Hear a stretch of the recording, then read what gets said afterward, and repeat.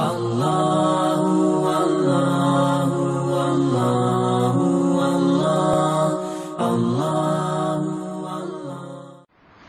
الحمد للہ وکفی وسلام علی عبادہ الذین اصطفی اما بعد اعوذ باللہ من الشیطان الرجیم بسم اللہ الرحمن الرحیم وَهُوَ يَتَوَلَّى الصَّالِحِينَ سبحان ربک رب العزة عما یصفون وسلام علی المرسلین والحمد للہ رب العالمین اللہم صلی علی سیدنا محمد وعلی آل سیدنا محمد وبارک وسلم اللہم صلی علی سیدنا محمد وعلی آل سیدنا محمد وبارک وسلم اللہم صلی علی سیدنا محمد وعلی آل سیدنا محمد وبارک وسلم وَهُوَ يَتَوَلَّى الصَّالِحِينَ اور وہ اللہ نیکوکاروں کا سرپرست ہے۔ سرپرست کہتے ہیں جو کسی کی ضروریات کو پورا کرے اور اس کے نفع اور نقصان کا ذمہ دار ہو۔ چنانچہ بیٹے کا باپ اس کا سرپرست ہوتا ہے۔ بیٹے کی کوئی بھی ضرورت ہو، اسے اسکول کی یونیفارم چاہیے، کتابیں چاہیے، فیس پے کرنی ہے، بیمار ہو جاتا ہے تو میڈیکل کے ایکسپینسز ہیں یا اس کی دوسری ضروریات ہیں، وہ ساری اس بچے کا باپ پوری کرتا ہے۔ اور اگر اس بچے سے کوئی نقصان ہو جائے تو وہ بھی باپ بھرتا ہے۔ ہم نے کئی مرتبہ دیکھا کہ بچے کھیل رہے تھے، انہوں نے اپنا بال پڑوسی کی ونڈو کے اندر مارا اور شیشہ ٹوٹا، اب ونڈو کے شیشے کا نقصان اس کا باپ پے کرتا ہے۔ تو سرپرست کہتے ہیں جو کسی کی ضروریات کو پورا کرتا ہو اور اس کے نفع اور نقصان کا ذمہ دار ہو۔ اللہ رب العزت فرماتے ہیں وَهُوَ يَتَوَلَّى الصَّالِحِينَ اور وہ اللہ تعالیٰ نیکوکاروں کا سرپرست ہے۔ گویا جو بندہ گناہ چھوڑتا ہے، نیک بنتا ہے، اللہ تعالیٰ اس کے ذمہ دار بنتے ہیں۔ اس کی دنیا کی ضروریات کو پورا کرنا، اس کے اٹکے کاموں کو سنوارنا، الجھے کاموں کو سیدھا کرنا، اس کی پشت پناہی کرنا، قدم قدم کے اوپر اس کو سیدھے رستے کی رہنمائی کرنا، یہ تمام کام اللہ رب العزت خود فرماتے ہیں۔ تو معلوم ہوا کہ نیک بننے پر اتنا بڑا انعام ملتا ہے کہ ہم اس انعام کا تصور بھی نہیں کر سکتے۔ اب ایک بچہ اپنے دوست سے بات کرتا ہے کہ میں حج پہ جا رہا ہوں۔ دوست اس سے پوچھتے ہیں کہ بھئی تمہارے پاس پیسے ہیں؟ کہتا ہے نہیں۔ تمہیں حج کے طریقے کا پتہ ہے؟ کہتا ہے نہیں۔ تم نے اپلیکیشن بھر دی؟ کہتا ہے نہیں۔ تم نے اپنی ٹکٹ بنوا لی؟ کہتا ہے نہیں۔ تمہیں پتہ ہے کہ مکہ مکرمہ کہاں رہیں گے؟ پتہ نہیں۔ مدینہ طیبہ کہاں رہیں گے؟ پتہ نہیں۔ تم نے پاسپورٹ بنوا لیا؟ کہتے ہیں نہیں۔ تو ساری باتوں کا جواب نہیں میں سن کے وہ دوسرا بچہ بڑا حیران ہو کے پوچھتا ہے کہ تم کیسے حج کرو گے؟ تو وہ بچہ مسکرا کے جواب دیتا ہے کہ میں اپنے ابو کے ساتھ حج پہ جا رہا ہوں۔ جب اس نے یہ لفظ لے دیا کہ ابو کے ساتھ جا رہا ہوں، اس نے سارے سوالات کا جواب دے دیا کہ مجھے کچھ بھی نہیں کرنا، بس میرا ابو ہی ہر چیز کا ذمہ دار ہے، وہ میری ہر چیز کا خود خیال رکھے گا، موقع بموقع ضرورتیں پوری کرے گا اور مجھے حج کروا کے لے آئے گا۔ تو اس کو ذمہ دار اور سرپرست کہتے ہیں۔ جو شخص گناہوں کو چھوڑتا ہے، نیک بنتا ہے، اللہ تعالیٰ اس کے اس طرح سرپرست ہوتے ہیں، ہر کام میں مدد فرماتے ہیں۔ اس لیے فرماتے ہیں کہ اے میرے بندے، تو دن کے شروع میں چند رکعت میرے لیے پڑھ لیا کر، میں سارے دن تیرے کاموں میں تیری مدد کروں گا۔ اور جب اللہ تعالیٰ مدد کرتے ہیں تو اس کی پہچان یہ کہ بندے کی کشتی ہمیشہ کنارے لگ جاتی ہے، بیچ دریا کے اندر کبھی نہیں چھوڑتے، ہمیشہ کنارے لگا دیتے ہیں۔ تو ارشاد فرمایا وَهُوَ يَتَوَلَّى الصَّالِحِينَ، اور وہ اللہ نیکوکاروں کا سرپرست ہے۔ اب غور کیجئے، بی بی مریم نے اپنی زندگی کو دین کے لیے وقف کر دیا۔ وہ بیت المقدس میں سارا دن اللہ کی عبادت کرتی تھی، نیک تھی، پاکیزہ زندگی گزارتی تھی۔ اس کا نتیجہ کیا نکلا کہ ظاہر میں تو زکریا علیہ السلام ان کے ذمہ دار بنے، مگر حقیقت میں تو اللہ تعالیٰ سرپرست تھے۔ چنانچہ ایک مرتبہ زکریا علیہ السلام سفر میں دیر ہو گئی اور وہ سمجھے کہ شاید میرے واپس جانے تک مریم کے پاس کھانے کا کچھ نہیں ہوگا، مگر جب داخل ہوئے کلما دخل علیہا زکریا المحراب وجد عندہا رزقا، اس لیے کہ اگر ایک سرپرست دنیا کا نہیں تو دوسرا سرپرست تو موجود ہے۔ تو بے موسم کے پھل دیکھے، زکریا علیہ السلام حیران ہے، پوچھتے ہیں یا مریم انا لک ھذا، مریم تجھے یہ پھل کہاں سے ملے؟ قالت هو من عند اللہ، یہ اللہ کی طرف سے ہیں۔ ان اللہ یرزق من یشاء بغیر حساب، اللہ تعالیٰ جس کو چاہتے ہیں بغیر حساب عطا فرما دیتے ہیں۔ تو دیکھیں اللہ تعالیٰ کس طرح سرپرستی فرماتے ہیں۔ بندہ اپنے آپ کو اللہ تعالیٰ کے حوالے تو کرے نا، پھر دیکھیں اللہ رب العزت کی باتیں کیسے اپنی آنکھوں سے سچی ہوتے دیکھتا ہے بندہ۔ آپ دیکھیں بی بی ہاجرہ اور ان کے بیٹے اسماعیل علیہ السلام، اللہ کے حکم پر بیت اللہ شریف کے قریب ان کو آ کر بسا دیا گیا۔ ابراہیم علیہ السلام واپس چلے گئے۔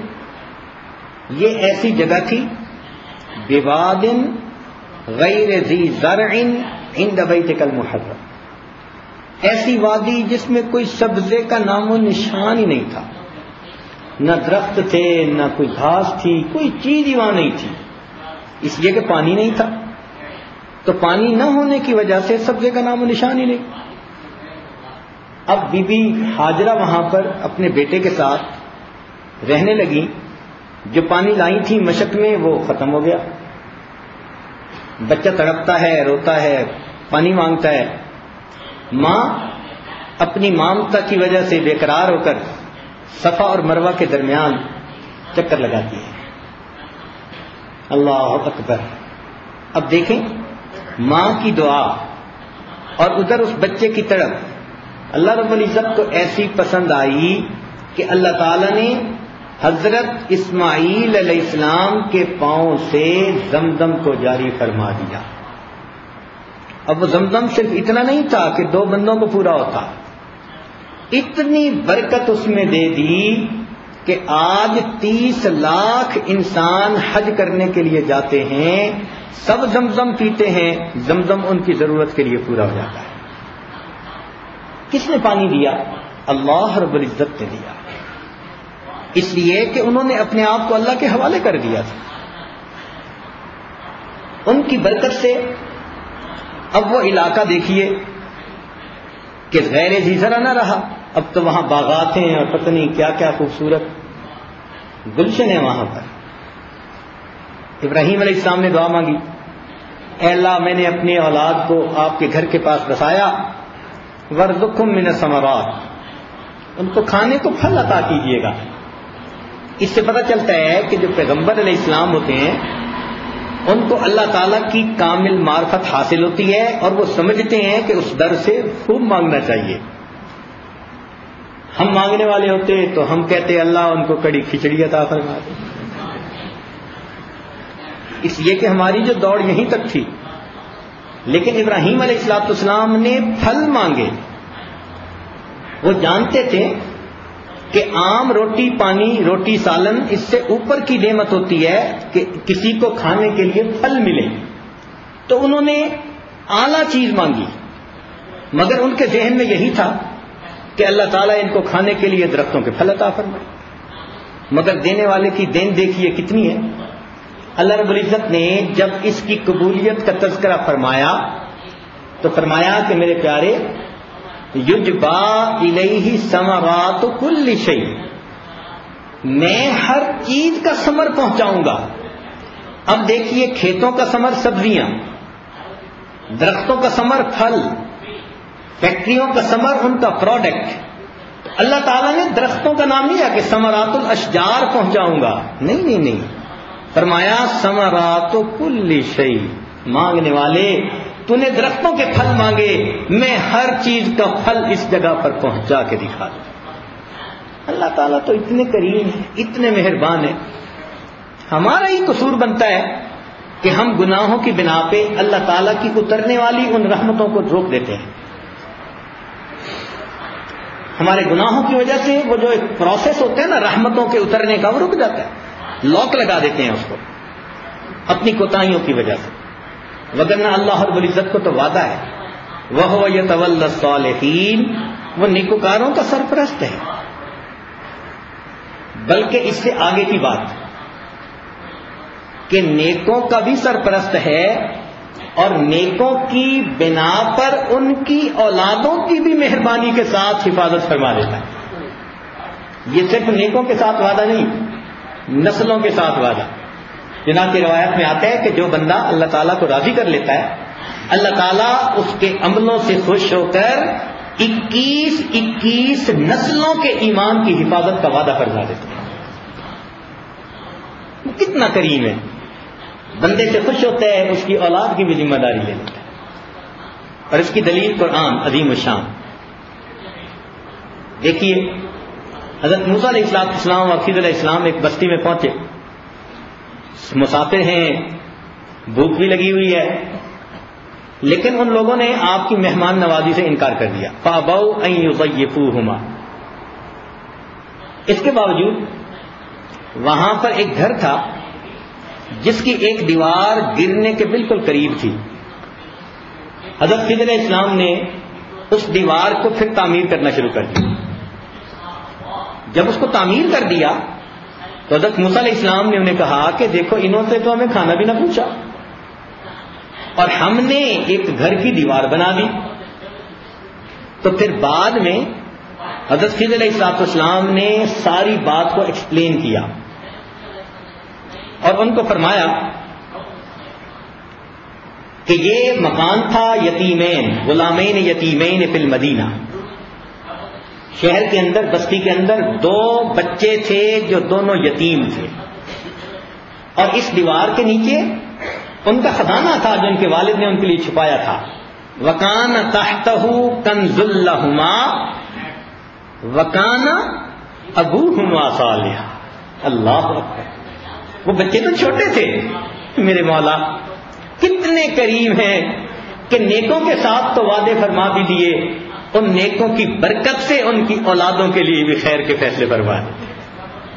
وَكَانَ أَبُوهُمَا صَالِحًا، ان کے والد نیک تھے. اس بنا پر ہم نے ان کے نفع کا خیال رکھا اور ہم نے اپنے پیغمبروں کو کہہ کر ان کی دیوار بنائی. اللہ تعالیٰ تو اتنے کریم ہیں، اتنے مہربان ہیں.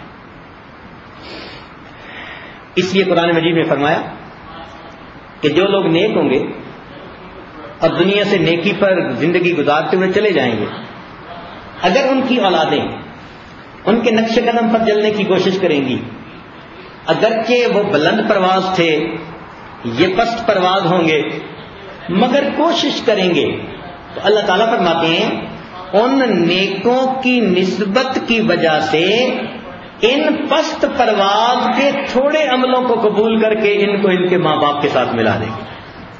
والذین آمنوا واتبعتہم ذریتہم بایمان الحقنا بہم ذریتہم وما علتناہم من عملہم من شیء. تو کیا ثبوت ملتا ہے کہ اللہ رب العزت اولادوں کے ساتھ بھی پھر خیر کا معاملہ فرما دیتے ہیں. یعنی نیکوں کے ساتھ تو وعدہ فرمایا اور ان نیکوں کی برکت سے ان کی اولادوں کے ساتھ بھی خیر کا معاملہ فرمایا. اللہ تعالیٰ تو کریم ہے. ان کے لیے 2 بندوں کو کھلانا کیا بات ہے، وہ پوری امت کو کھلا سکتے ہیں. دیکھیے نصارہ نے کیا دعا مانگی تھی، کہنے لگے ربنا انزل علینا مائدۃ من السماء. زمین سے ہمارے اوپر مائدہ، آسمان سے ہمارے اوپر مائدہ اتار دیجیے. یہ مائدہ عربی کا لفظ ہے، کھانے کی چیزوں کو کہتے ہیں. اسی سے یہ لفظ اردو میں نکلا، جو ہم میدا کہتے ہیں نا، آٹے کے نکالتے ہیں جس کو، وہ میدا بنیادی طور پہ مائدہ ہی سے نکلا ہے، کھانے کی چیز. اللہ تعالیٰ نے ان کو 40 سال کھلا دیا. تو اگر اللہ تعالیٰ بنی اسرائیل کو 40 سال بغیر کسی سبب کے آسمانوں سے پکا کھانا کھلا کر ان کو زندہ رکھ سکتے ہیں، تو کیا امت محمدیہ کو 2 وقت کا کھانا نہیں عطا فرماتے؟ معلوم ہوا کہ کوتاہی ہمارے اندر ہے، ہمارے گناہ رکاوٹیں، مصیبتیں، یہ ان آنے والی رحمتوں اور برکتوں کے راستے کو روک دیتے ہیں. اللہ تعالیٰ نے تو صاف ارشاد فرمایا، وَلَوْ أَنَّ أَهْلَ الْقُرَىٰ آمَنُوا وَاتَّقَوْا، اگر یہ بستی دیسوں والے ایمان لاتے، تقوی اختیار کرتے، لَفَتَحْنَا عَلَيْهِمْ بَرَكَاتٍ مِّنَ السَّمَاءِ وَالْأَرْضِ، ہم آسمان اور زمین سے ان کے لیے برکتوں کے دروازوں کو کھول دیتے ہیں.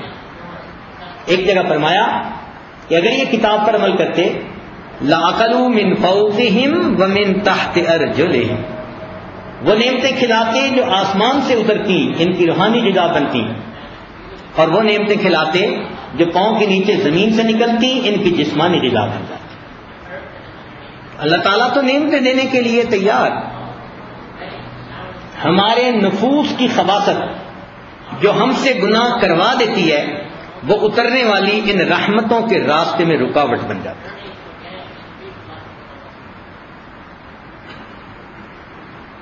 لاک چھوٹا سا ہوتا ہے نا دیکھنے میں، اور پوری مشین کو بند کر کے رکھ دیتا ہے.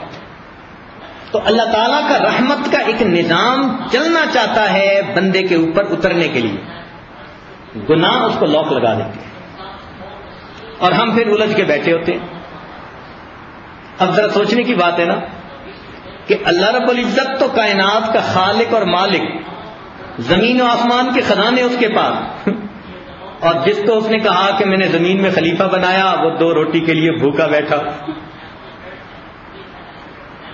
2 روٹی کے لیے ترستا پھرے. یہ کیا بات ہوئی گئی؟ تو معلوم ہوا کہ ہم جو دنیا میں ذلت اور رسوائی کی زندگیاں گزارتے ہیں، وہ اپنی نالائکیوں کی وجہ سے گزارتے ہیں. اور قریب ذرا دیکھ لیجئے، صحابہ رضی اللہ تعالیٰ عنہ نے دین کو سینے سے لگایا اور دین کی محنت کو کیا. اللہ رب العزت نے ان کے ساتھ کیسے خیر کا معاملہ کیا. سنیے قرآن عظیم الشان. اللہ تعالیٰ کیا فرماتے ہیں؟ وَاذْكُرُوا، تم یاد کرو اس وقت کو، اذ انتم قلیل، جب تم تھوڑے تھے، مستضعفون فی الارض، زمین میں کمزور تھے، تخافون، تم ڈرتے تھے، ان یتخطفکم الناس، کہ انسان دشمن تمہیں اچک نہ لیں، فآواکم، اس نے تمہیں ٹھکانہ دیا، وَأَيَّدَكُمْ بِنَصْرِهِ، اپنی مدد سے تمہاری مضبوطی کر دی، وَرَزَقَكُمْ مِنَ الطَّيِّبَاتِ، کھانے کو پھل دیا، کھانے کو طیب رزق عطا کیا، لَعَلَّكُمْ تَشْكُرُونَ، تاکہ تم اللہ کا شکر ادا کر سکو. تو اللہ رب العزت کتنی مہربانیاں فرماتے ہیں، کمزوروں کو قوی بنا دیتے ہیں. وہ تو فرماتے ہیں وَنُرِيدُ أَن نَّمُنَّ عَلَى الَّذِينَ اسْتُضْعِفُوا فِي الْأَرْضِ، ہم نے ارادہ کیا. کیا شاہانہ کلام ہے. پڑھیں نا ذرا اس کو اور غور کریں اس کے الفاظ پر. وَنُرِيدُ أَن نَّمُنَّ عَلَى الَّذِينَ اسْتُضْعِفُوا فِي الْأَرْضِ وَنَجْعَلَهُمْ أَئِمَّةً وَنَجْعَلَهُمُ الْوَارِثِينَ.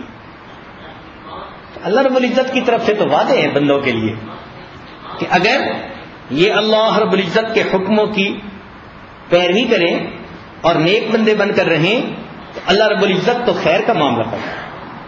چنانچہ حدیث پاک سے بھی اس کا ثبوت ملتا ہے. قرب قیامت میں جب حضرت عیسیٰ علیہ السلام آئیں گے، امام مہدی آئیں گے، تو اس وقت ایسا وقت آئے گا جب پوری دنیا کے اندر کوئی بھی نافرمان نہیں رہے گا. حدیث پاک میں فرمایا گیا پوری دنیا میں کوئی بھی اللہ کا نافرمان نہیں رہے گا.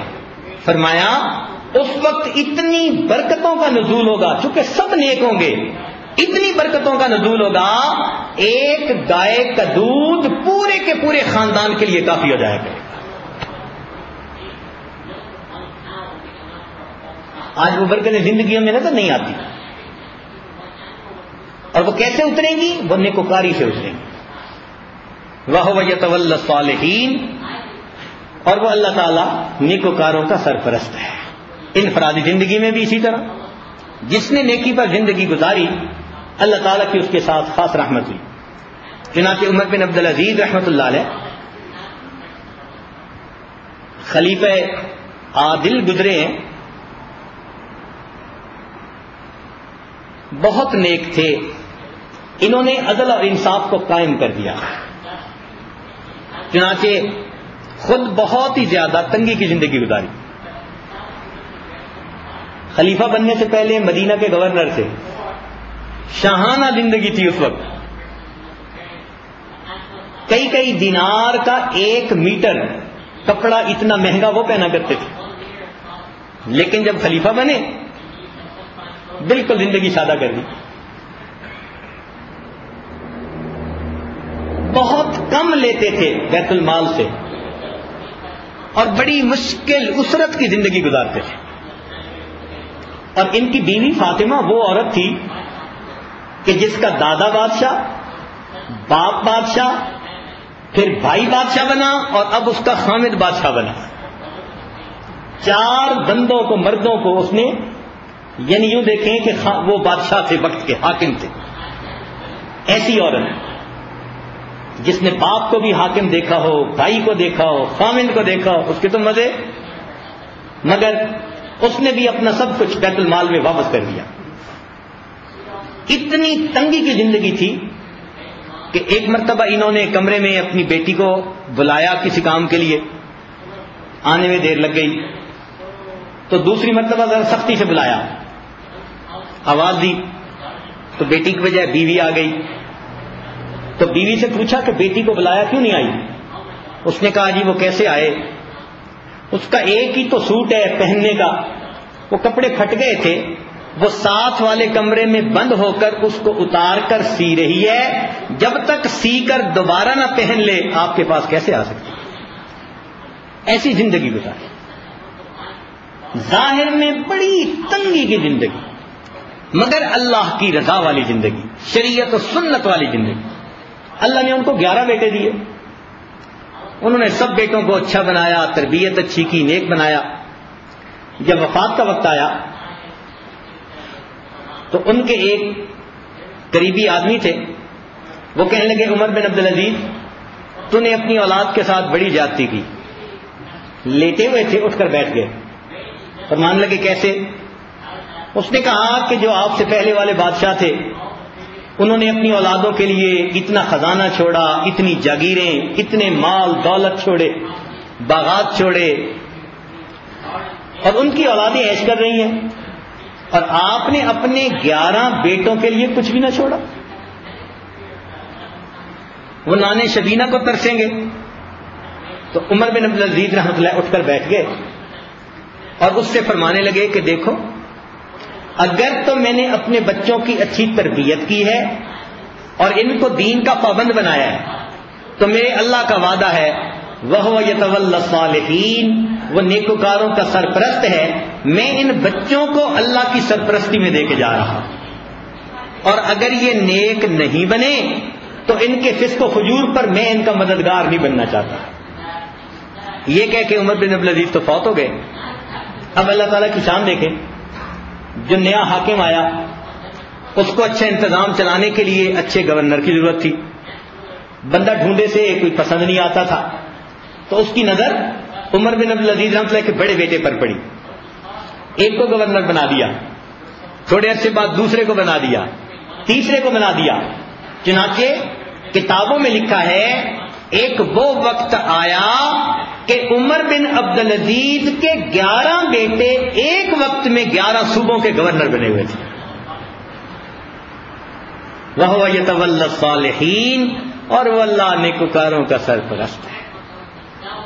اور ہم فرماتے ہیں کہ جو اس سے پہلے لوگ گزرے تھے جنہوں نے اولاد کے لیے ناجائز مال چھوڑا تھا، جاگیریں بنائی تھیں، ان پر ایسے حالات بدلے کہ میں نے ان کی اولادوں کو بصرہ کی جامع مسجد کے دروازے پر کھڑے بھیک مانگتے ہوئے آنکھوں سے دیکھا.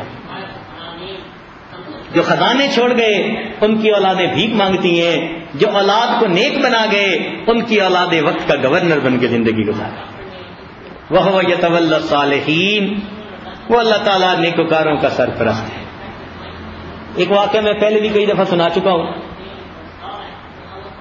ہمارے حضرت رحمت اللہ علیہ کے ایک خادم تھے، قاری صاحب، مدینہ طیبہ میں، کثیر الاولاد تھے، ماشاء اللہ 9 بیٹے ان کے زندہ بھی رہے اور پڑھ کر بڑے بھی ہو گئے۔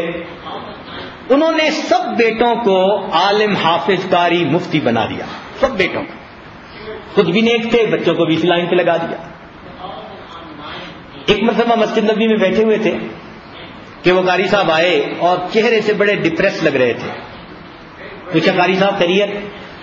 کہنے لگے آج میں ریئلی بہت ڈسٹربڈ ہوں۔ پوچھا کیوں؟ کہنے لگے میرے ایک دوست قاری صاحب ملنے کے لیے آ گئے، انہوں نے مجھ سے پوچھا کہ بڑے بیٹے نے کیا کیا؟ میں نے کہا حافظ بھی بن گیا، قاری بن گیا، عالم بن گیا، مفتی بن گیا۔ اب ماشاءاللہ 22 سال اس کی عمر ہو گئی، تو میں چاہتا ہوں کہ اس کی شادی کر دوں، مگر میرا اپنا گھر 3 کمروں کا اور ہم 15 نفر اس میں رہتے ہیں 3 کمروں میں، تو وہاں تو ہم بچے کو شادی کر کے رکھ ہی نہیں سکتے۔ میری استطاعت نہیں کہ میں بچے کے لیے گھر لوں اور بچے کی شادی کے اخراجات پورے کروں۔ اور سعودی عرب میں نظام بھی اور ہے، شادی کا سب خرچہ مرد کو اٹھانا پڑتا ہے، لڑکے والوں کو۔ جہیز جیسے ہمارے ہاں لڑکی والے بناتے ہیں، وہاں جہیز لڑکے والوں کو بنانا پڑتا ہے۔ تو اتنا مشکل، میں حیران ہوں کہ میں کہاں سے خرچے پورے کروں گا۔ میرے دوست نے آ کے آج مجھے بہت ڈانٹ پلائی، کہنے لگا بڑا مولوی بن گیا، عقل نہیں کی تو نے، چلو 2-3 کو تو حافظ قاری بنا لیتا، کسی کو ڈاکٹر بناتا، کسی کو انجینئر بناتا، بزنس مین بناتا، آج وہ تیرے ساتھ کندھے سے کندھا ملا کے کھڑے ہوتے اور تیری ضروریات کو پورا کرنے کے لیے تیرے ساتھ دیتے۔ اب تیرے پلے کیا ہے؟ مولوی بنے، کیا پڑھایا بچوں کو؟ کہنے لگا اتنی اس نے سنائی کہ میں واقعی بڑا ڈپریسڈ ہوں کہ جوان ہوتے جا رہے ہیں بچے، 1-2 سال کے وقفے سے سب اس عمر کو پہنچ جائیں گے، تو میں ان کے فرض کیسے ادا کروں گا؟ بہرحال یہاں کون رشتہ دے ہم فقیروں کو، اس کے لیے بھی میں پریشان ہوں۔ کہنے لگے جی دعا کر دیں، کل ہم نے ایک جگہ جانا ہے، ہمیں پتہ چلا ہے کہ ایک اچھا رشتہ ہے، دعا کرو کہ وہ لوگ ہاں کر دیں۔ کہا بہت اچھا۔ چنانچہ سب لوگ جا رہے تھے سلام پڑھنے کے لیے مواجہ شریف پہ، سلام بھی پڑھا اور ان کے لیے دعائیں بھی کر دیں۔ اگلے دن عشاء کے بعد قاری صاحب جھومتے ہوئے، ہاتھ میں مٹھائی کا ڈبہ لیے ہوئے، مسکراتے ہوئے آ رہے ہیں۔ مسکراتے دیکھ کر مجھے کچھ تو تسلی ہوئی کہ کوئی خیر کی خبر ہے۔ جب آ کر بیٹھے پوچھا قاری صاحب کیا بنا؟ کہنے لگے جی کہ اللہ رب العزت کی بڑی مہربانی ہو گئی، کل میں اپنی بیوی کو لے کر گیا اس گھر میں جہاں سے رشتہ مانگنا تھا، 2 منٹ کے اندر میری بیوی نے مجھے میسج بھیجا میں آپ سے بات کرنا چاہتی ہوں۔ میں نے سوچا کہ شاید ان لوگوں نے ہمیں نکال ہی دیا گھر سے، ہماری کون سنتا ہے فقیروں کی۔ مجھے شوق فیل ہوا دل میں کہ 2 منٹ کے اندر، اس کا مطلب ہے انہوں نے بیٹھنے ہی نہیں دیا۔ تو میں اپنی بیوی سے بات کی، پوچھا کیا ہوا؟ تو کہنے لگا اس کو سانس چڑھا ہوا، کہنے لگی ہو گیا ہو گیا۔ میں نے پوچھا کیا ہوا؟ کہتا ہو گیا سب ہو گیا۔ بھئی بتاؤ تو صحیح کیا ہوا؟ کہنے لگے اس نے تھوڑی دیر اپنے آپ کو سنبھالا اور پھر کہنے لگی کہ یہ گھر ایک پاکستانی انجینئر کا تھا اور وہ اللہ کا نیک بندہ کسی ایکسیڈنٹ کے اندر فوت ہو گیا، اور اس نے اپنی بیوی کو وصیت کی ہوئی تھی کہ میری جتنی بیٹیاں ہیں میں نے سب کے رشتے نیک متقی عالم کے ساتھ کرنے ہیں۔ تو اس کی جو بیوہ ہے اس نے جاتے ہی مجھ سے صرف ایک بات پوچھی کہ کیا آپ کا بیٹا عالم ہے؟ میں نے کہا عالم ہے۔ اس نے کہا کہ چونکہ ان کے والد کی وصیت ہے تو میں رشتہ کر دوں گی۔ کہنے لگی اتنی خوبصورت ان کی بیٹیاں، اور اگلی بات مزے کی یہ کہ ہمارے 9 بیٹے اور ان کی 9 بیٹیاں، اور ان کی ہر بیٹی میرے بیٹے سے 1-2 سال چھوٹی بنتی ہے، تو ہم نے 9 کی منگنی کر دی۔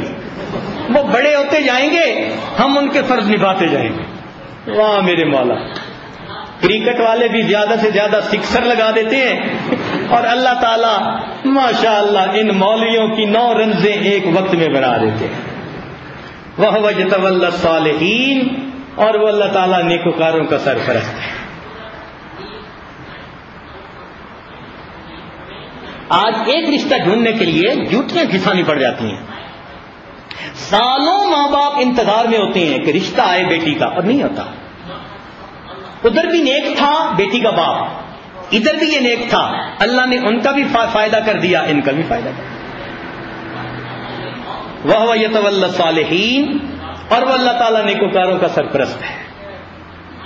بلکہ ایک اور واقعہ مجھے یاد آ رہا ہے، اور میں جھجک بھی رہا ہوں سناتے ہوئے، ہے ذرا عجیب سا، مگر سمجھنے کے لیے ہے بڑا مزیدار۔ ایک مرتبہ ہیمبرگ جانا ہوا جرمنی میں، وہاں بیان کیا، تو بیان کے بعد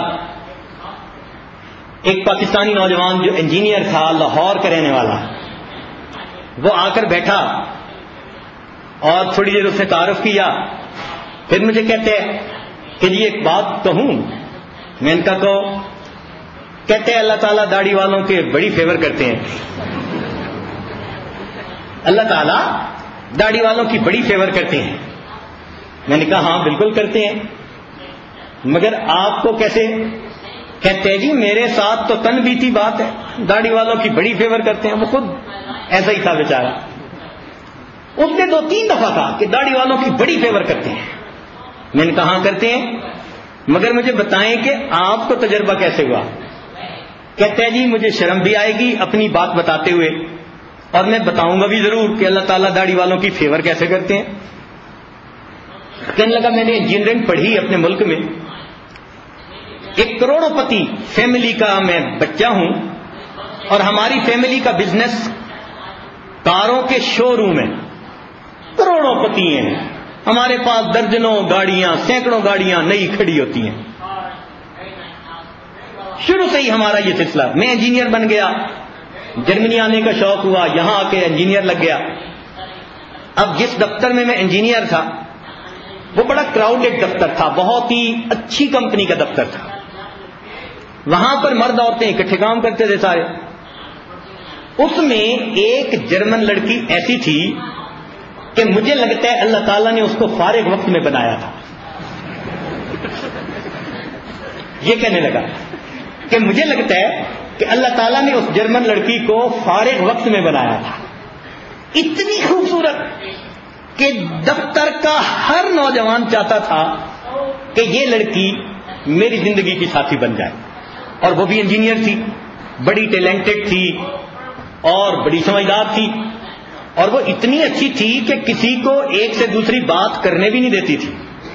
تو پورے دفتر کے مردوں پر اس کا ایک روب تھا، کوئی اس کے ساتھ لوز ٹاک نہیں کر سکتا تھا، ہر بندہ موقع ڈھونڈتا تھا کہ کس طرح 2 منٹ اس کے ساتھ باتیں کرنے کے لیے مل جائیں۔ کہنے لگا کہ میں بھی متمنی تھا اپنے دل میں۔ ایک دفعہ کیا ہوا، دوپہر کھانے کا وقت تھا، تو کھانے میں سب لوگ اکٹھا بیٹھ کے کھاتے تھے، وہ بھی وہیں پہ اپنا کھانا کھا لیتی تھی۔ میں قریب سے گزرا تو اس نے مجھ سے پوچھا کہ مسٹر فلاں تم نے کھانا نہیں کھایا؟ میں نے کہا کہ رمضان شریف ہے اور میرا روزہ ہے۔ کہنے لگی کیا رمضان ہوتا ہے؟ میں نے اسے بتایا کہ بھائی ہم فاسٹنگ کرتے ہیں سال میں 1 مہینہ، اور پھر ہم پورا دن نہ کھانا کھاتے ہیں نہ پانی پیتے ہیں۔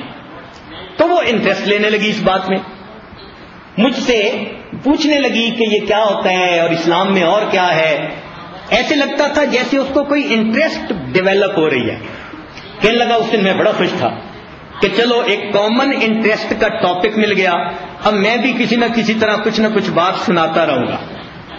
اب کبھی آتے جاتے میں کبھی نماز کی بات چھیڑ دوں، اور کبھی میں اس کے سامنے حج کی بات چھیڑ دوں، کوئی نہ کوئی اسلام کا ٹاپک، اور وہ 5 منٹ 10 منٹ میری بات سنتی تھی غور سے، کبھی کبھی کوشچن بھی پوچھتی تھی۔ مجھے آتا جاتا تو اتنا تھا نہیں، میں اسلامک سینٹر جا کے مولوی صاحب سے پہلے سنتا اور یہاں آ کے اس کو باتیں بتاتا، اور دل دل میں خوش ہوتا کہ اللہ کرے اگر کبھی یہ اسلام قبول کر لے تو پھر تو بس پورے دفتر میں واحد اس کا وارث میں بنوں گا، بلا شرکت غیر۔ کہنے لگا میں نے اس کے اوپر جی تقریباً 1 سال محنت کی، اور اس کو پھر اس نے کہا کہ اچھا مجھے اگر اور باتیں پوچھنی ہو تو کہاں سے پوچھوں؟ میں نے اسلامک سینٹر کا ٹیلی فون نمبر دے دیا. اس لڑکی نے اپنے گھر سے وہاں فون کر کے مسائل بھی پوچھنے شروع کر دیے. ایک دن میں نے اسے دیکھا کہ وہ سر کے اوپر کپڑا سا ڈال کے آئی ہوئی اور کہنے لگی کہ میں مسلمان ہو گئی ہوں، میں نے کلمہ پڑھ لیا. کہنے لگی دفتر کے اندر تو یہ ایک بڑا دھماکہ تھا کہ یہ لڑکی جرمن اور یہ مسلمان بن گئی، اور اس نے سب کو کہہ دیا کہ ہاں میں مسلمان بن گئی ہوں اور یہ میرا چوائس ہے، اور اس کے بارے میں خبردار اگر کسی نے مجھ سے کوئی کلام کیا. تو جتنے دوسرے جرمن لڑکے تھے سب کو خاموش ہو گئے کہ بھئی اب اس کو کیا کہیں. اب میں نے اپنے دل میں سوچا کہ آج مجھے جا کے 2 رکعت نفل پڑھنے چاہیے کہ اس نے کلمہ پڑھ لیا اور دفتر میں ایک ہی مسلمان میں ہوں. اب جی آہستہ آہستہ وہ نماز بھی پڑھنے لگی دفتر کے اوقات میں، اور سر کو ڈھانپ کے بھی آنے لگ گئی، اور اسلام کے بارے میں کبھی ایک کتاب ہوتی ہاتھ میں، کبھی دوسری کتاب ہاتھ میں. اور میں دل میں بڑا خوش ہوتا کہ اللہ کرے اور اسلام پڑھے تاکہ پکی ہو جائے اسلام کے اوپر. اللہ کی شان کے سال کے اینڈ پہ جو چھٹیاں آتی ہیں نیو ایئر کی، تو سب لوگ اپنا اپنا پروگرام بنا رہے تھے. تو میں نے اس سے پوچھا کہ آپ کا پروگرام کیا ہے؟ کہنے لگی پہلے تو میں بیچ پہ وقت گزارتی تھی جا کے، مگر اب تو میں نہیں جاؤں گی کہ وہاں جانا حرام ہے. میں نے کہا پھر کیا کرو گی؟ کہنے لگی میں سوچ رہی ہوں کہ میں ٹرکی چلی جاؤں، وہاں پر مسجدیں ہیں اور نیک لوگ ہیں، اور میں وہاں جا کر کچھ وقت گزاروں گی، ماحول بھی بہت اچھا ہے، سیف ہے ہر طرح سے. کہنے لگے میں نے اس کو کہا او اللہ کی بندی، تجھے ترکی میں کیا دین ملے گا؟ دین تجھے ملے گا فقط پاکستان میں. پوری دنیا کا دین بس وہاں سمٹا ہوا ہے، مسجدیں بھی ہیں، لائبریریاں بھی ہیں، بڑے بڑے نیک دیندار لوگ ہیں، اور اگر کبھی تو وہاں آئے تو پھر تو اسلام کی تجھے وہ انفارمیشن ملیں گی جو کہیں سے نہیں مل سکتی. وہ تھوڑا سوچنے لگ گئی. اب میں نے اس کو تھوڑا موٹیویٹ کیا کہ نہیں تو چھٹیاں جو 10-15 ہیں یہ پاکستان میں گزار. مقصد میرا کیا تھا کہ اگر یہ پاکستان آ گئی تو میں اپنی والدہ اپنی بہن کو کہوں گا کہ وہ اس سے ملاقات کریں اور اس کو شادی کے لیے تیار کر دیں، ادھر ہی نکاح ہوگا اور پھر ہم ادھر ہی رخصتی کر کے واپس آ جائیں. خیر 2-3 دن کی محنت کے بعد وہ کہنے لگی کہ ہاں میں سوچ رہی ہوں کہ میں وہاں پاکستان ہی چلی جاؤں. کہنے لگا میں اور خوش ہو گیا، حتیٰ کہ میں نے اسے سجیشن دی کہ فلاں دن میں جا رہا ہوں، اگر آپ بھی اسی دن آئیں تو آپ کو وہاں پر رہنے میں آسانی ہوگی. اس نے کہا اچھا میں سوچوں گی. اگلے دن اس نے مجھے آ کر کہا کہ ہاں میں نے بھی اسی فلائٹ پہ بکنگ کروا لی، لیکن میں نے وہاں پر ایک ہوٹل ہے جس کے اندر اپنا کمرہ بک کروا لیا ہے، تو میں وہاں سے ڈائریکٹ ایئرپورٹ سے ہوٹل میں چلی جاؤں گی، اور آپ اپنی بہن والدہ سے کہنا مجھے ملیں. میں اگر کمفرٹیبل فیل کروں گی تو میں ان کے ساتھ ان کے گھر میں ایک وقت کھانے کے لیے آ جاؤں گی، اور اگر نہیں فیل کروں گی تو میں ہوٹل میں رہوں گی انڈیپینڈنٹ اپنا. میں نے کہا چلو کچھ تو ہونا. میں نے گھر فون کیا، والدہ کو خوشخبری سنائی، بہن کو، اور میری بہن AA تھی، میری والدہ بھی پڑھی لکھی تھی. میں نے کہا کہ بس بندی کو میں لا رہا ہوں، آگے سارا کام آپ لوگوں نے جلدی جلدی سمیٹ دینا. انہوں نے کہا بات ہی کوئی نہیں، لے آؤ اسے. کہنے لگے جس دن میں ایئرپورٹ پہ چیک ان کر رہا تھا تو سامان کی طرف میری نظر نہیں تھی، ادھر ادھر نظر تھی کہ اللہ کرے وہ آ جائے، دعائیں مانگ رہا تھا. کہنے لگا آخر پہ وہ بھی آ گئی، اس کے ہاتھ میں اس کا بیگ تھا، چیک ان کروا لیا. ہم پاکستان پہنچ گئے. وہ جیسے ہی ایئرپورٹ سے باہر آئی تو ہوٹل کے وہ جو ایک وین ہوتی ہے، لوگ ہوتے ہیں ریسیپشن والے، وہ آئے ہوئے تھے. انہوں نے اس کو ریسیو کیا اور سیدھا اس کو ہالیڈے ان کے اندر لے کے چلے گئے. میری بہن والدہ آئی ہوئی تھی، انہوں نے بھی ایک نظر اس کو دیکھ لیا. میری بہن مجھے کہے کہ واقعی اتنی خوبصورت لڑکی ہم نے زندگی میں کبھی نہیں دیکھی، اور اس کو تو بس میں بہت جلدی منا لوں گی. کہنے لگے دوسرے دن میری والدہ نے فون کیا، اس کو کھانا وہاں پہنچایا، اور ہوٹل میں جا کے اس کو مل کر کہا کہ دیکھ یہاں کچن کا بنا ہوا کھانا ہے تو پتہ نہیں کون بناتا ہے کون نہیں بناتا، اور سب سے زیادہ حلال کھانا تو ہمارے گھر میں ملتا ہے. تو اگر آپ ہمارے گھر میں آ جاؤ تو وہاں عورتیں ہیں, آپ کو ہم ایک کمرہ دے دیں گے اور آپ وہاں محفوظ رہیں گی. اس کو ذرا بات چیت کر کے نا تھوڑا تسلی ہو گئی. اس نے کہا ٹھیک ہے, میں کل شام کا کھانا آپ لوگوں کے ساتھ کھاؤں گی. چنانچہ دن میں وہ کبھی بادشاہی مسجد دیکھتی, کبھی میوزیم دیکھتی, کبھی اپنا اسکیجول تھا اس کا. اگلے دن ہمارے گھر آ گئی. کہنے لگا وہاں گلبرگ کے اندر ہماری کوٹھی تھی اور محل نما مکان ہمارا تھا اور مال پیسے کی تو کوئی کمی نہیں تھی, شیشے کی طرح گھر چمکتا تھا. وہ آئی, اس نے کہا ٹھیک ہے, ہوٹل سے تو زیادہ خوبصورت یہ گھر بنا ہوا ہے تو میں یہاں ٹھہر جاؤں گی. اب مجھے اور تسلی ہو گئی کہ میری والدہ اور میری بہن وہ اس کو اب تیار کر لیں گی, بس اب چند دن کی بات ہے. میں نے بہن کو اشارہ بھی کر دیا کہ بس تم اس کے کپڑے بھی خریدنے شروع کرو جو برائڈ کے لیے خریدتے ہیں. 2-3 دن بعد میری والدہ نے اس سے بات کی. جب اس سے بات کی کہ بھئی آپ بھی انجینئر ہو, میرا بیٹا بھی انجینئر ہے, ایک دفتر میں کام کرتے ہیں آپ, تو اگر دونوں کی شادی ہو جائے تو کتنا اچھا جوڑا ہوگا, اچھا کپل ہوگا.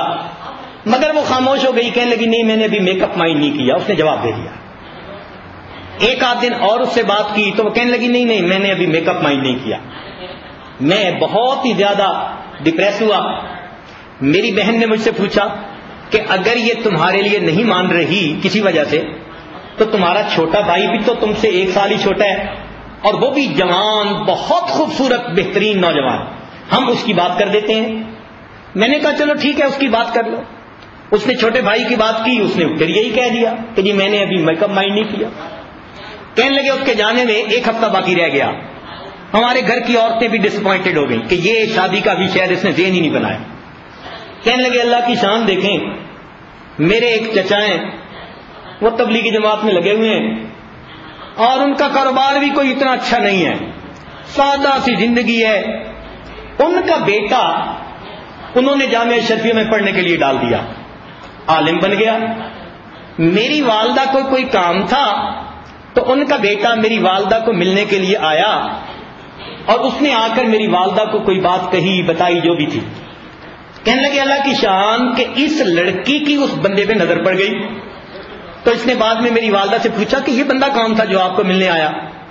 میری والدہ نے کہہ دیا جی کہ یہ میرے دیور کا بیٹا ہے اور یہ جامعہ شرفیہ سے عالم بنا ہے. اس نے جب عالم کا نام سنا تو اس نے کہا کہ کیا اس سے میں کوئی دین کے بارے میں 1-2 باتیں پوچھ سکتی ہوں. اس نے کہا ہاں پوچھ لیں. اس نے لڑکے کو بلایا اور اس کو کہا بھائی ہمارے گھر میں ایک لڑکی مہمان ہے اور وہ آپ سے کچھ سوال پوچھنا چاہتی ہے تو آپ اس کو بتا دیں. پہلے تو وہ تیار ہی نہیں ہو رہا تھا. پھر کہنے لگا اچھا ٹھیک ہے میں اس کو بتا دوں گا. کہنے لگا وہ ایسے منہ کر کے بیٹھ گیا اور کہنے لگا میری پیٹھ کی طرف اس لڑکی کو بٹھا دو. اب وہ ادھر دیکھ بھی نہیں رہا تھا اور مختصر جواب دے رہا تھا. اب لڑکی نے اس سے باتیں پوچھی, وہ تو چونکہ عالم تھا وہ بتاتا رہا. آدھا گھنٹہ ان کی بات ہوتی رہی. آدھے گھنٹے کے بعد اس نے کہا جی مجھے تو جلدی جانا ہے, ہمارا گشت ہے اس لیے میں جا رہا ہوں. تو اس لڑکی نے کہا کہ اگر مجھے کوئی مسئلہ پوچھنا پڑے تو آپ کا کوئی کنٹیکٹ. کہنے لگے اس نے اپنا ٹیلی فون نمبر دے دیا. چنانچہ اس نے 1-8 دفعہ فون پہ پھر اس سے باتیں پوچھی اور جب اس کو یہ تسلی ہو گئی لڑکی کو کہ یہ لڑکا دین پڑھا ہوا, دین کا پکا عالم ہے اور عمل کرنے والا نوجوان ہے, گو کہ اس کی جوتی ٹوٹی ہوئی تھی اور کپڑے بھی میلے تھے, تو لڑکی نے ٹیلی فون پہ خود اس لڑکے کو کہا کہ کیا آپ میرے ساتھ شادی کرنے کے لیے تیار ہیں. کہتے ہیں وہ مولوی صاحب نے جواب دیا میں ابو سے پوچھوں گا, ابو سے پوچھوں گا. کہنے لگا اس نے ابو سے پوچھا. اس کے والد نے کہا کہ بیٹا ہم نے تو دین کے کام کو اپنا کام بنایا ہے, ہمیں تو اللہ دنیا میں جہاں پہنچائے ہم جا کے دین کا کام کریں گے. تو اگر وہ مسلمان بن گئی اور چاہتی ہے کہ اپنے ملک میں دین کا کام کرے تو تم شادی کرو اور بے شک جاؤ. کہنے لگا لو جی, اس نے ایکسپٹ کر لیا. اگلے دن لڑکی اس لڑکے کو لے کر سیدھی اسلام آباد ایمبیسی میں گئی اور ایمبیسی میں اپنی کمپنی کے سارے بیجز دکھا کر کہنے لگی کہ میں انجینئر ہوں, بورن یہ ہوں فلاں ہوں, میں یہاں چھٹیاں گزارنے آئی تھی اور میں نے یہاں اس لڑکے کو اپنے لیے پسند کر لیا, اب میں اس کو واپس لے جانا چاہتی ہوں کہ شادی کروں. کہنے لگے انہوں نے 10 سال کا ملٹیپل مولوی صاحب کا ویزا لگا دیا اور مولوی صاحب نے نکاح پڑھا لیا اور اس لڑکی کو لے کے واپس جرمنی چلے گئے. کہنے لگا اللہ تعالیٰ مولویوں کی بڑی فیور کرتا ہے. اور واقعی بات ایسی ہے. میں نے اس کے سامنے پھر یہی آیت پڑھی. میں نے کہا اللہ رب العزت فرماتے ہیں وَهُوَ يَتَوَلَّى الصَّالِحِينَ، اور وہ اللہ نیکوکاروں کا سرپرست ہے. وہ نیکوں کے کام سنوار دیتا ہے، بنا دیتا ہے. بندے کے وہم و گمان میں نہیں ہوتا. میرے مولا ان کی کڑیوں کو یوں ملا دیا کرتا ہے. ہم اگر چاہتے ہیں کہ اللہ رب العزت کی یہ رحمتیں، یہ مدد، یہ فیور ہمیں نصیب ہو، تو ہمیں ایک کام کرنا چاہیے، 100% گناہوں سے توبہ اور اپنے آپ کو اللہ کے حوالے کر کے دیکھ لیجئے. آپ اپنی آنکھوں سے یعنی کرامتیں دیکھیں گے، آپ کی اپنی آنکھیں دیکھیں گی ایسے واقعات کہ آپ کا دل کہے گا واقعی میرے مولا نے بہت ہی زیادہ میری مدد کر. دفتروں میں جب افسر کسی کی بہت فیور کرتے ہیں نا، تو اس کے لیے لفظ استعمال کرتے ہیں اس نے جی آؤٹ آف دی وے جا کے اس کا کام کر دیا. اب یہ لفظ اللہ تعالیٰ کے لیے تو لے نہیں سکتے، استعمال ہی نہیں کر سکتے. اللہ تعالیٰ کے لیے تو کوئی چیز آؤٹ آف دی وے نہیں ہے نا. مگر ہے یہی کہ جہاں نیکوں کا مسئلہ آتا ہے اللہ رب العزت اپنے ضابطے بدل کر اپنے نیک بندوں کے کاموں کو سیدھا فرما دیا کرتے ہیں. وَهُوَ يَتَوَلَّى الصَّالِحِينَ، اور وہ اللہ نیکوکاروں کا سرپرست ہے. وہ پشتنا ہی فرماتا ہے اپنے ان نیک بندوں کی، اپنے پیاروں کی مدد کرتا ہے. اللہ اکبر کبیر. چنانچہ ایک مشہور واقعہ لکھا ہے، ایک اللہ والے جا رہے تھے، سامنے سے ایک میاں بیوی بھی آ رہے تھے. بارش کا تھوڑی دیر پہلے بارش ہو چکی تھی تو کیچڑ سا تھا. اب جب وہ گزرنے لگے نا قریب سے، تو یہ بڑے میاں کی جوتوں سے تھوڑا سا کیچڑ جو اڑا تو اس عورت کے کپڑے پر پڑ گیا. عورت نے اس کو جلی کٹی سنانی شروع کر دی. خاوند کو غصہ آیا، اس نے اس بڑے میاں کے تھپڑ لگا دیا کہ اندھے ہو، تمہیں نظر نہیں آتا، کپڑے خراب کر دیے تو نے. وہ بڑے میاں خاموش ہو گئے. تھوڑی دیر ہوئی، یہ میاں بیوی جب اپنے گھر پہنچے تو انہیں اوپر کی سٹوری پہ جانا تھا.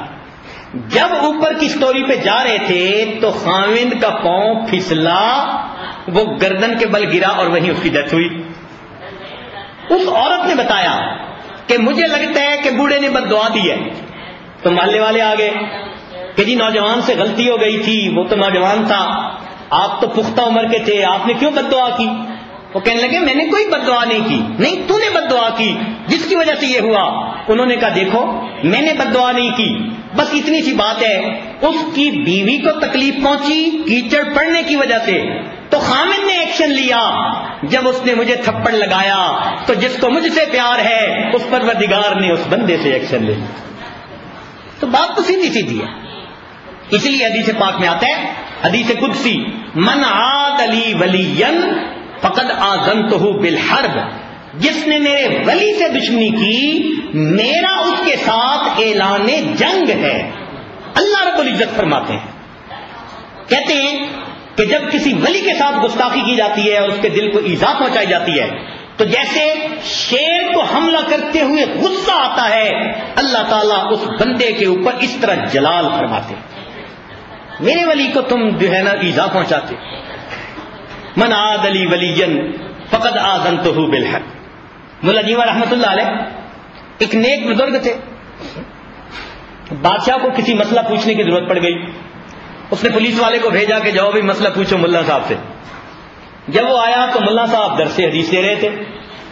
اب ہمارے ہاں درس حدیث میں یہ دستور ہے کہ کسی بھی بندے کی وجہ سے اس کو روکتے نہیں ہیں، موقوف نہیں کرتے جب تک کہ مضمون بند نہ ہو جائے، درس جاری رکھتے ہیں. یہ عظمت حدیث کا تقاضا ہے. چنانچہ وہ پولیس والا آ کے کھڑا رہا اور ملا صاحب درس دیتے رہے، اسے گھنٹہ انتظار کرنا پڑا. اب وہ اندر اندر کھول رہا تھا کہ ملا نے تو میرا کوئی مجھے گھاس ہی نہ ڈالا، انہوں نے تو میں وردی میں ہوں اور آیا ہوں اور انہوں نے تو مجھے کچھ سمجھا ہی نہیں. چنانچہ اس نے مسئلہ تو پوچھا، لیکن جا کر اس نے بادشاہ کے کان بھرے کہ جی ان میں تو بڑا تکبر ہے.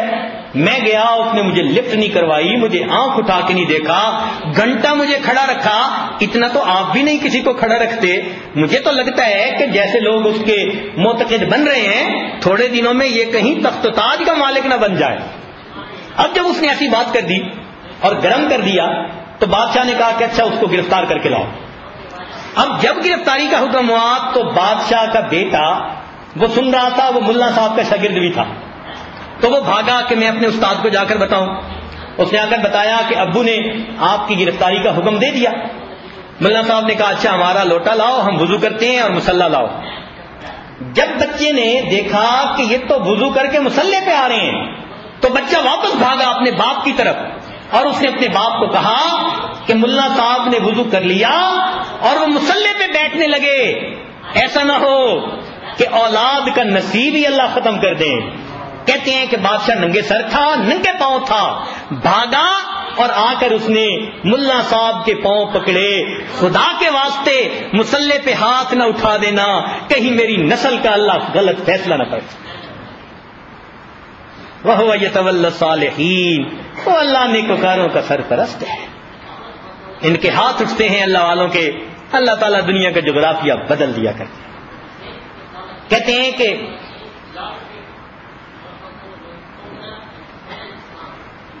جب صلیبی جنگیں جیت لیں تو صلاح الدین ایوبی بیت المقدس میں ایک رات آیا. اس کو اطلاع ملی تھی کہ دشمن کا بحری بیڑا آ رہا ہے ان کی مدد کے لیے. مسلمانوں کی تعداد تھوڑی, ان کے پاس سامان تھوڑا. جب اس کو اطلاع ملی کہ دشمن کا بحری بیڑا آ رہا ہے تو اس کو پریشانی ہوئی. آخر وہ چیف ایگزیکٹو تھا, تو بیت المقدس میں وہ ساری رات اللہ تعالیٰ کے سامنے دعائیں مانگتا رہا, روتا رہا. پوری رات اس نے رکوع اور سجود میں گزار دی.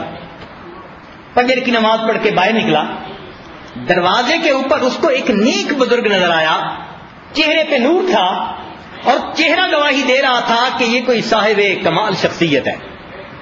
تو صلاح الدین ایوبی اس کے قریب ہوا اور اس نے کہا کہ حضرت دعا کریں, میں نے سنا ہے کہ دشمن کا بحری بیڑا آ رہا ہے. ان بزرگوں نے سن کر صلاح الدین ایوبی کے چہرے کی طرف دیکھا, وہ پہچان گئے کہ صلاح الدین نے رات کیسے گزاری. فرمانے لگے صلاح الدین تیرے رات کے آنسوؤں نے دشمن کے بحری بیڑے کو ڈبو دیا ہے. تیرے رات کے آنسوؤں نے دشمن کے بحری بیڑے کو ڈبو دیا ہے. اگلے دن اطلاع ملی بحری بیڑا راستے ہی میں ڈوب چکا تھا. وَهُوَ يَتَوَلَّى الصَّالِحِينَ, وہ اللہ تعالیٰ نیکوکاروں کا سرپرست ہے. اس لیے جبے اور دستار نے جن ملکوں میں اسلام پھیلایا اور دین کا پرچم لہرایا, بالآخر کوٹ پتلون پہننے والے مسلمانوں نے سب اپنے ہاتھوں سے گوا دی. ہم اگر چاہتے ہیں کہ اللہ کی مدد رہے, اس کا ایک طریقہ ہے کہ اللہ رب العزت نیکوکاروں کا سرپرست ہے, ہم اپنے آپ کو نیکوکاروں کے زمرے میں شامل کر لیں. اگر ایک باپ ملٹائی ملینر ہو اور اس کا بیٹا کہیں چپڑاسی کی نوکری ڈھونڈتا پھرے تو باپ کو کتنا برا لگے گا. میں ملٹائی ملینر, میری فیکٹریاں درجنوں, میرے پاس کسی چیز کی کمی نہیں, کاریں ہیں, بہاریں ہیں, روٹی ہے, بوٹی ہے, ہر نعمت ہے.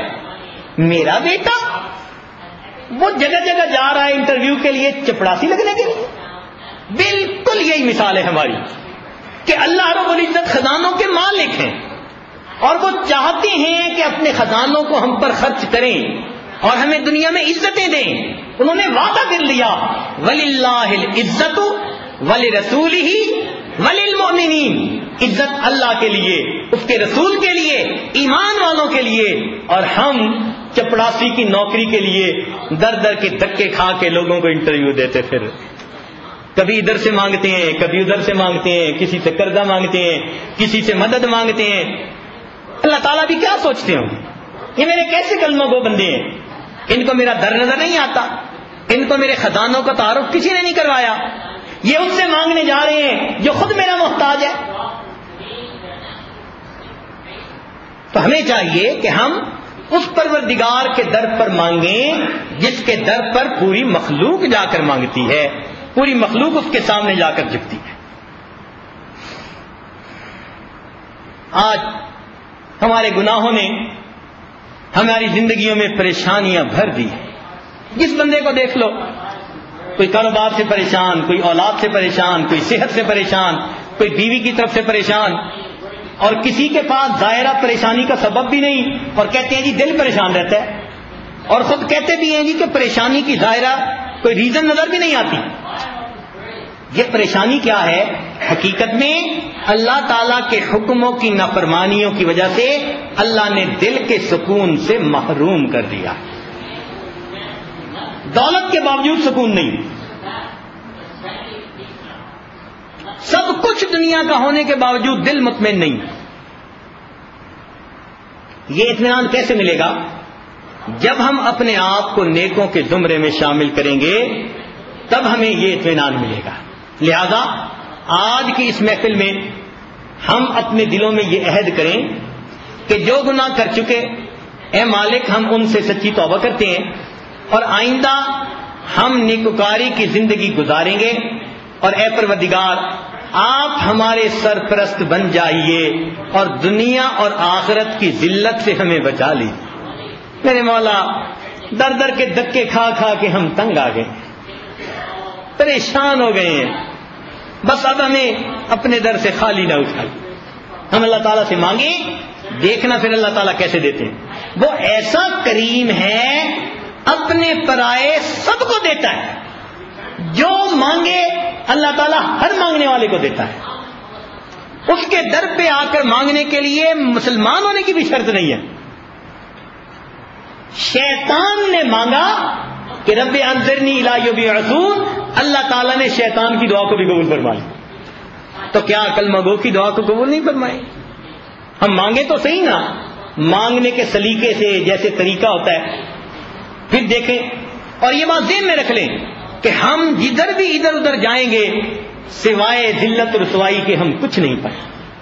ہم اللہ کو اپنا سرپرست بنا لیں، پھر دنیا میں ہم سکھ چین کی زندگی گزاریں گے. اللہ تعالیٰ ہمارے سرپرست ہوں گے. دیکھیں میں آپ کو ایک دو واقعات سناؤں اللہ رب العزت کی مدد کے. حضرت خواجہ عبد المالک صدیقی رحمۃ اللہ علیہ اس عاجز کے جو سسر محترم تھے، امام العلماء والصلحاء ان کو کہا جاتا ہے، کیونکہ ہزاروں کی تعداد میں علماء ان سے بیعت تھے، اور الحمدللہ علماء کے حلقے میں انہوں نے بہت کام کیا. ان کا ایک مدرسہ تھا دہلی کے قریب، پارٹیشن سے پہلے انہوں نے وہاں بنایا تھا. جب تقسیم ہو گئی تو آپ کو پتہ ہی ہے کہ تقسیم کے دوران کیا کیا ہنگامے ہوئے. جس جگہ بستی، جس جگہ وہ غازی آباد کے قریب وہ مدرسہ تھا، ارد گرد سکھوں کی آبادیاں تھیں. ایک دن مدرسے کے ایک استاد کسی کام کے لیے باہر نکلے، گزر رہے تھے، ایک سکھ ان کے قریب آیا جو اپنے فیلڈ میں کام کر رہا تھا، ایگریکلچر فیلڈ میں، اور آ کے کہتے ہیں کہ کیا آپ لوگوں نے کوئی فوج منگائی ہے؟ وہ استاد پہلے تو سمجھے نہیں، پھر انہوں نے کہا کہ کیوں پوچھ رہے ہو؟ اس نے کہا کہ بستیوں کے سکھ 3 مرتبہ اکٹھے ہو کر ہاتھوں میں خنجر، نیزے، تلواریں لے کر، کرپان لے کر حملہ کرنے کے لیے مدرسے کی طرف چلے. جب مدرسے کے قریب جاتے تھے ہم آگے ایک فوج کو پہرے کے اوپر دیکھتے تھے اور ہم واپس آ جاتے تھے. تو میں آپ سے پوچھ رہا ہوں کہ آپ لوگوں نے کوئی حفاظت کے لیے فوج منگائی ہوئی ہے؟ اس نے آ کر یہ بات خواجہ عبد المالک صدیقی رحمۃ اللہ علیہ کو فرمائی تو آپ نے کہا ہاں یہ اللہ رب العزت کے فرشتے تھے جنہوں نے مدرسے کے ان قرآن پڑھنے والے بچوں کی حفاظت کی.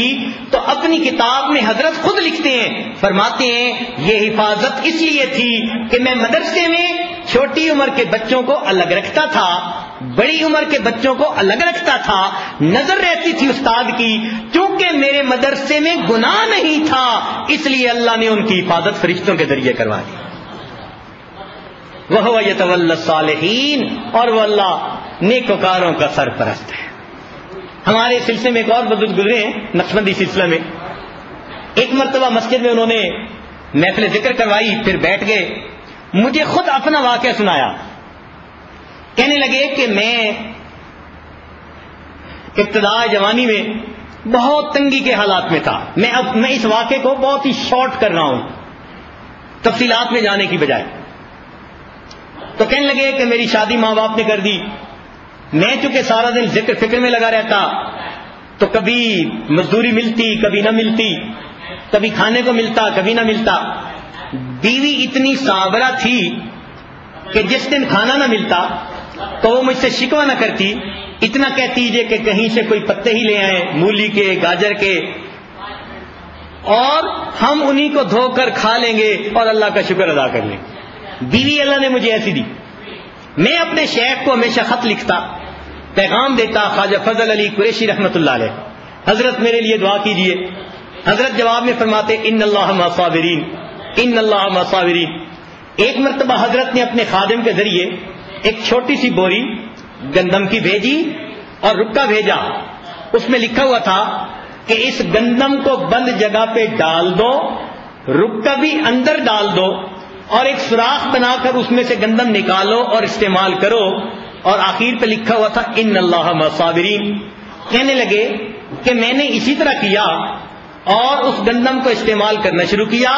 فرمانے لگے نماز پڑھ کے اللہ کے گھر میں باوضو بیٹھا ہوں اور آپ کو یہ بات صرف اس لیے بتا رہا ہوں کہ آپ کو پتہ چلے اللہ کی مدد کیسے ہوتی ہے. آج 40 سال سے زیادہ عرصہ گزر گیا، میں آج بھی اپنے گھر میں وہی گندم استعمال کرتا ہوں. 40 سال سے زیادہ عرصہ گزر گیا، میں آج بھی اپنے گھر میں وہی گندم استعمال کرتا ہوں. اور میری خانقاہ پر 200 سے 300 آدمی روزانہ کے مہمان ہوا کرتے ہیں، ان کا بھی کھانا اسی گندم سے پکتا ہے. وہ یتولی الصالحین، اور وہ اللہ تعالیٰ نیکوکاروں کا سرپرست. ہم اللہ کا کام کریں گے، اللہ کا وعدہ ہے. سنیے قرآن، اللہ تعالیٰ فرماتے ہیں یا ایھا الذین آمنو، اے ایمان والو، ان تنصر اللہ، اگر تم اللہ کی مدد کرو گے. کیا مطلب اللہ کی مدد کرنے کا؟ معاذ اللہ کوئی اللہ تعالیٰ کے خزانوں کو چور ڈاکو پڑ گئے جو مدد کی ضرورت پڑ گئی؟ نہیں، بلکہ اس کا مطلب یہ ہے اگر تم اللہ کے دین کی مدد کرو گے، ینصرکم، وہ اللہ تمہاری مدد کرے گا، ویثبت اقدامکم، تمہارے قدموں کو زمین میں جما دے گا. کتنا کھلا اللہ کا یہ وعدہ ہے. ہم دین کے کام کو اپنا مقصد زندگی بنائیں اور پھر دیکھیں اللہ تعالیٰ کی مدد کیسے اترتی ہے. کوتاہی کمی ہے ہماری طرف سے. چنانچہ ایک بوڑھی عورت تھی، بادشاہ کے محل کے قریب اس کا گھر تھا. بادشاہ نے سوچا کہ میں اپنے محل کو ایکسپینڈ کروں. پولیس والوں کو بھیج دیا، وہ آئے کہ بڑی اماں اس کو خالی کرو، تمہیں کہیں اور مکان بنا کے دے دیں گے، اور یہاں بادشاہ نے اپنا محل بنانا ہے. اس نے کہا میں تو کہیں اور نہیں جانا چاہتی، میری زندگی یہیں گزری ہے، اب میں چاہتی ہوں کہ مجھے ڈسٹرب کوئی نہ کرے، میں زندگی کا آخر کسی نئی جگہ نہیں جانا چاہتی. پولیس والے چلے گئے. اب اس بوڑھی عورت کو اپنے رشتہ داروں میں کوئی شادی کا معاملہ تھا، تقریب تھی، وہاں جانا پڑ گیا. یہ بیچاری 1 مہینے کے لیے وہاں چلی گئی.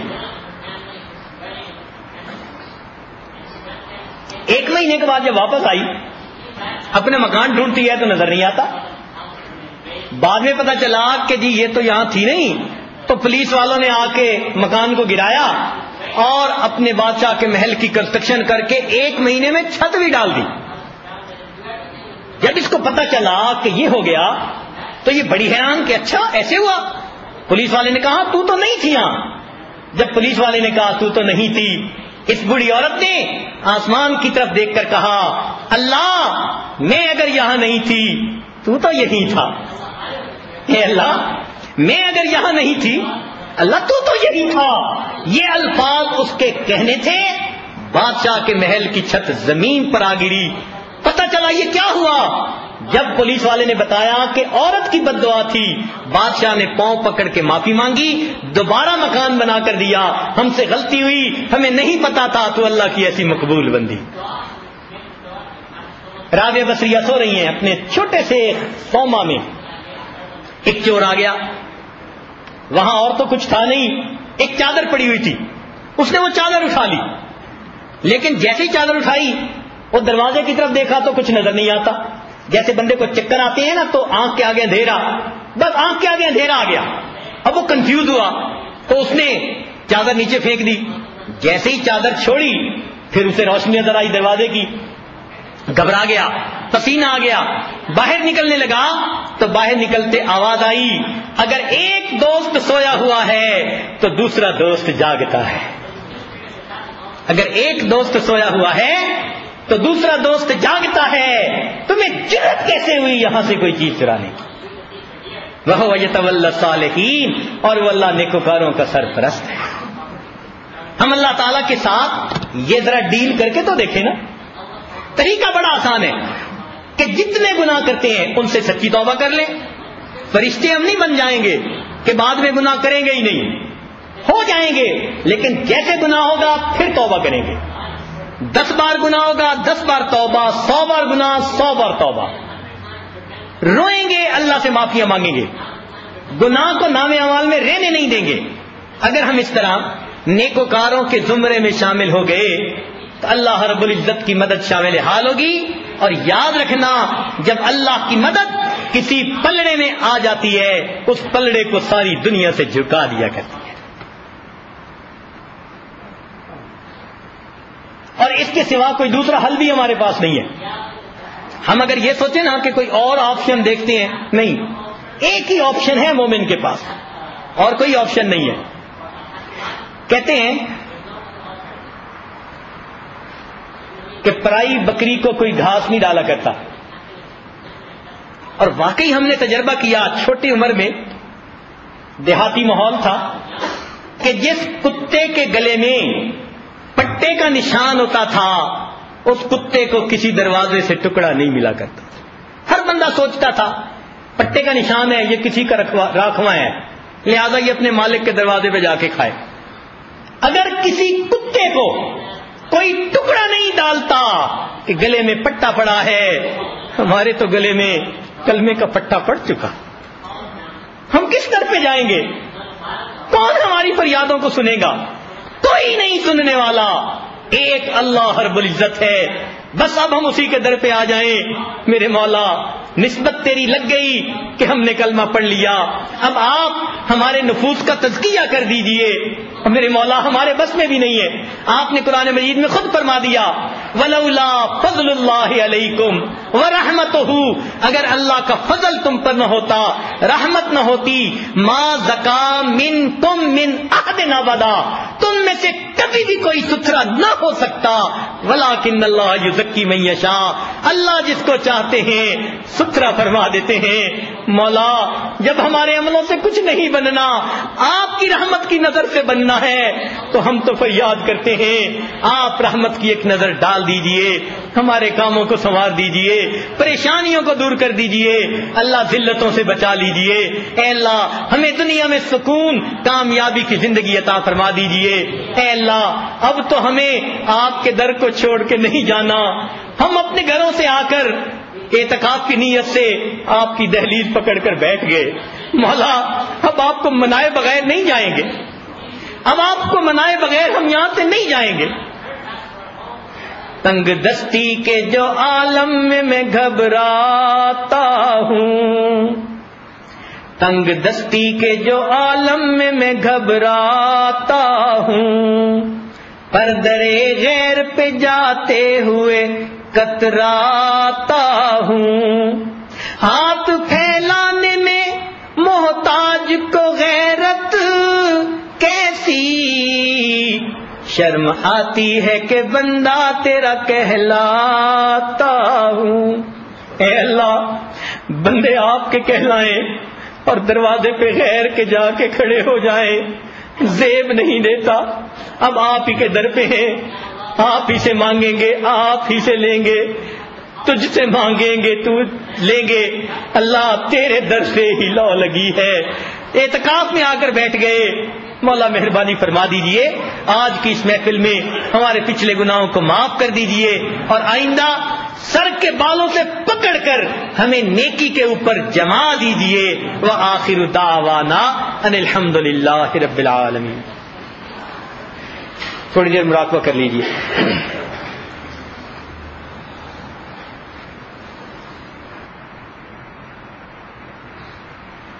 دل مغموم کو مسرور کر دے،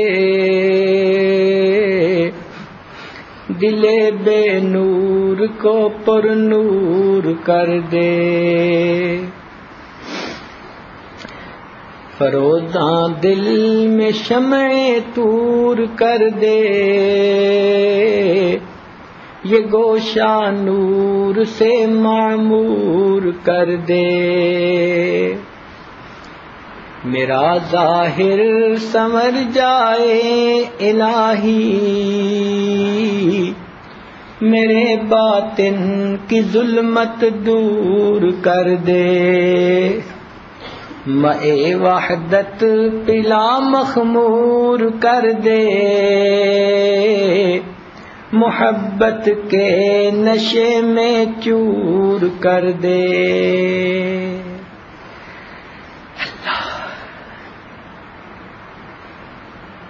لا الہ الا اللہ محمد رسول اللہ۔ دعا کر لیجیے۔ سبحان ربی العلی وہاب، اللہم صلی علی سیدنا محمد وعلی آل سیدنا محمد وبارک وسلم۔ اے مالک، ہم آپ کے آج مسکین بندے ہیں، ہمارے گناہوں کو معاف فرما، ہماری خطاؤں سے درگزر فرما۔ اللہ ہمارے روزوں کو قبول فرما، تراویح کو قبول فرما، قرآن پڑھنے والوں کے پڑھنے کو قبول فرما، سننے والوں کے سننے کو قبول فرما۔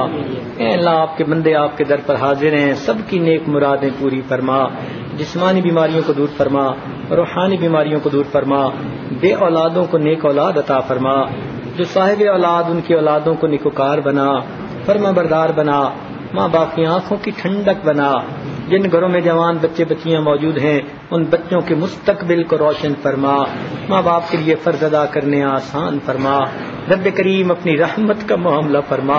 اے اللہ، آج کی اس محفل میں ہمارے سب گناہوں کو معاف فرما۔ میرے مولا، ہم آپ سے سلوک کرنا چاہتے ہیں۔ اے اللہ، ہمیں آج احساس ہوا ہم نے خطائیں کی، ہم نے گناہ کیے اور ہم نے آپ کی آنے والی رحمتوں کو روک لیا۔ میرے مولا، ہمارے گناہوں کو معاف کر دیجئے، رکی رحمتوں کو بھیج دیجئے۔ اللہ، اپنی رحمتوں سے ہمیں ڈھانپ لیجئے۔ اللہ، ہمیں پختہ ایمان عطا فرما دیجئے۔ اے اللہ، دین کے کام کو اپنا کام بنانے کی توفیق عطا فرما دیجئے۔ اے اللہ، ہمیں زندگیاں کھپانے کی توفیق عطا فرما دیجئے، اپنی اولادوں کو دیندار بنانے کی توفیق عطا فرما دیجئے۔ اے اللہ، ہمارے گھروں کو دین کا گلشن بنا دیجئے، نبی علیہ السلام کی سنتوں کا گلشن بنا دیجئے۔ اے اللہ، جتنے بھی گھر کے افراد ہیں سب کو سنت والی زندگی گزارنے کی توفیق عطا فرما دیجئے۔ اللہ، ہمیں اپنی سرپرستی میں لے لیجئے، ہم چاہیں نہ چاہیں پیشانی کے بالوں سے پکڑ کر اللہ ہمیں اپنی سرپرستی میں لے لیجئے۔ رب کریم ہمیں دین زندگی عطا فرما دیجئے، رحمتوں کا معاملہ فرمائیے، آنے والے وقت و گزرے وقت سے بہتر فرما دیجئے۔ اے اللہ، پورے شہر پر اپنی خصوصی رحمتیں عطا فرمائیے، جہاں تک آواز جا رہی ہے سب کے دلوں کی نیک مرادیں پوری فرما دیجئے۔ اے اللہ، امت مسلمہ پریشان ہے، سب پریشانیوں کو دور کر دیجئے، ہدایت کی ہواؤں کو عام فرما دیجئے۔ اے اللہ، حرمین، اے اللہ، تینوں حرم کی حفاظت فرمائیے اور ان میں جو بھی دعائیں مانگی جا رہی ہیں پوری دنیا میں جہاں بھی دین کا کام ہو رہا ہے، جس انداز سے بھی ہو رہا ہے، اللہ اس کو شرف قبولیت عطا فرما دیجئے۔ اے اللہ، ہمارے جو اکابر دین کا کام کر رہے ہیں ان کی زندگیوں میں برکتیں عطا فرما دیجئے۔ رب کریم ہماری ان دعاؤں کو قبول فرمائیے۔ صلی اللہ تعالی علی حبیبہ سیدنا محمد وآلہ واصحابہ اجمعین برحمتک یا ارحم الراحمین۔